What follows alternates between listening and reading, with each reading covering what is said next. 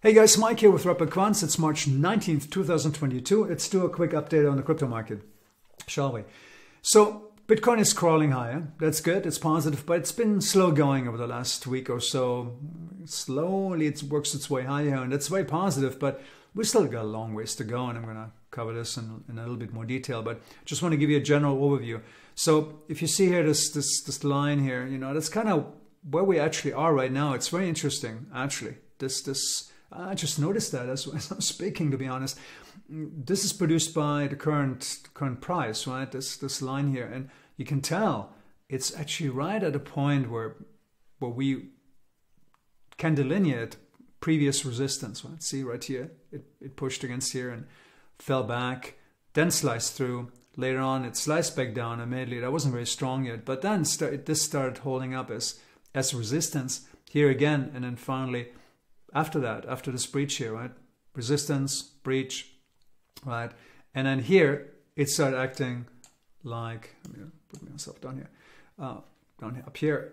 It started acting like support. Got defeated here, mid-January of 2022. And since then, it's been sort of acting like a, well, really kind of an inflection point for the bulls versus the bears, right? We see some price action trying to make it heave itself across, mixed it for a while, gets sold down. There's definitely selling interest up here on to 45,000. I think this is the inflection point. So it's very, you know, there's really no brain surgery. This is not rocket science. I mean, I think 45,000 is the inflection point here. It has to, you know, heave itself over that. It has to make it above that. And once it does, I think we're off to the races, right? But the chart I really want to show you is actually this one here, Ethereum, because lo and behold, Ethereum has been crawling higher. And this is kind of interesting because for several reasons. First reason being, well, it serves for Cryptonaissance, and I've been very transparent about this. This is really our way of determining whether or not we want to be in Ethereum or if you want to be in Bitcoin. And we have these two EMAs here. I call them EMAX, EMA crossing indicator, in that or indicator crossing system, and for this particular measure, right? And that you have a 21 and an 8, and you basically determine, okay, which one is above the other one. And right now, the short one, the 8 one, is crawling above the 21. And unless we're seeing a really, really strong sell-off here like today and tomorrow, because the rollover in Cryptonaissance happens at 0 UTC, which is now 8 p.m. Eastern after the time change, after, you know, we're sprung forward. It's PST, it's 5. And unless it sells off super hard and pushes the 8 below the 21 again, I think at that point we're going to be in Ethereum season. So that's really a very important step forward. Why? Because research, when we developed the system, our research showed that it's always Ethereum that was leading on the downside as well as on the upside. So especially when it came to medium-term corrections, Ethereum was always the one that was weakening first and strengthening first. And it also pulled along the altcoin sector. And I actually want to show you that in the context of of altcoins. Let me see here. Yeah. Right here, right? We have a bunch of altcoins which are currently leading, and this has really changed for you know, especially if I zoom in here, right? Especially over the last, you know, few days, it's really strengthening. But if you go back here, let's say the daily. So okay, it takes a second to load again, and we still see accumulation of a bunch of altcoins down here. So basically, the reference for Ethereum, Bitcoin, which is the one with the dot here, right? And we see in our trading universe that we trade in Cryptonaissance, we see a bunch of coins still below, but there's a few which are really spearheading. And there's a few waves really took off. That was on our watch list for weeks, and we missed the entry when it just was about taken off. We have some others though, KNC and Luna, and you know, EVAX and etc. etc. So we grabbed a few others, and we've been riding on quite nicely. This is the one that got away, and it irks me to no end because it's going completely vertical. So no sense in really chasing this one, but it shows there's a few high, early breakouts, and that's very positive. But going back to Ethereum, I'm sorry, this one here. So going back to Ethereum, this is very, very positive. Very positive, actually. And if this continues, I already set an alert here for here, around 0.072-ish. If it breaches that, it's really off to the races. And odds have it, it's going to pull, oh, I have it twice. It's going to pull Bitcoin with it. It's definitely going to pull Bitcoin with it. For Bitcoin, of course, the big inflection point is around 45,000. If 45,000 finally is being breached, and that really needs to happen, it needs to probably happen in the next week or two. If that happens, we're running up higher because there's so much energy that has been accumulating here over the last few weeks that it's going to come out. It's going to release itself in an explosive fashion. So another thing I want to show you, which is actually something I've been working on over the last few weeks. This is actually an implied volatility indicator that I've been hacking together. I've discovered a new data feed on Glassnode, which is related to implied volatility on options chains. So what we're measuring here is basically the 1 month versus the 1 week. And this is basically the version that I put together for Bitcoin. And we've got the same one here in Ethereum.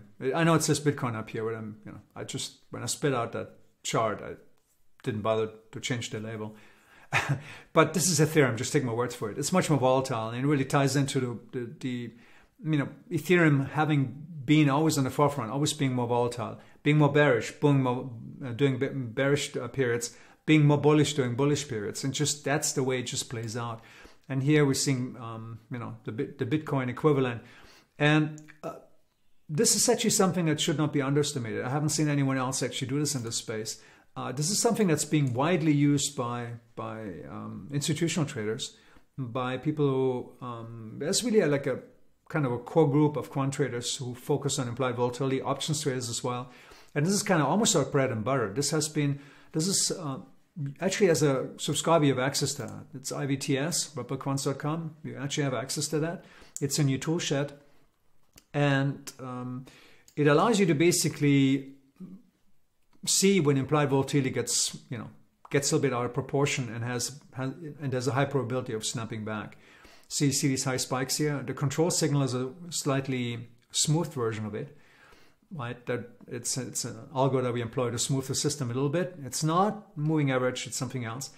It's a special version of a median. And what it does here, you can tell, right, at the spikes, these always are great opportunities to expect a snapback. And it just happened recently again in equities, and as you know what happened here. See that? And what happened? Well, we saw what happened on Friday, right? Or on Thursday. So massive short squeeze.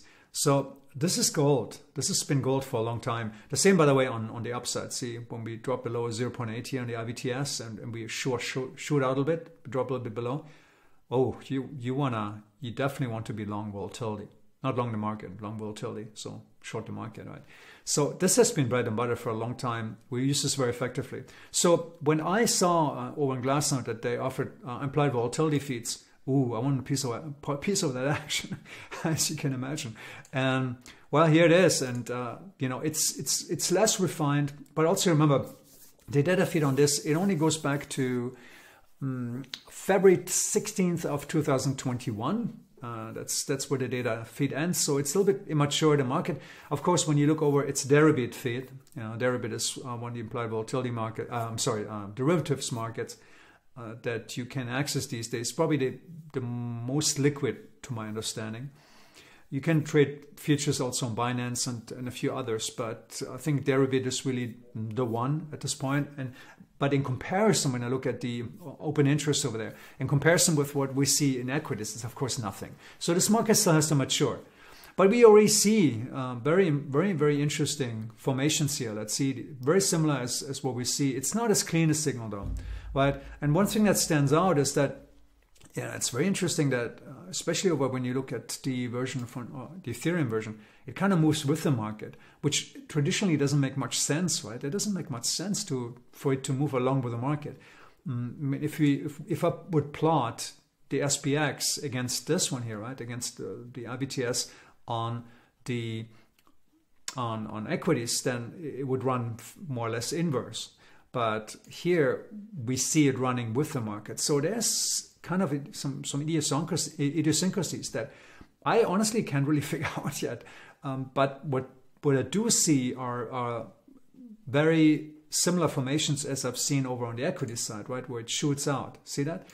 And I find that highly interesting, and it also seemed to present us with harbingers of snapbacks.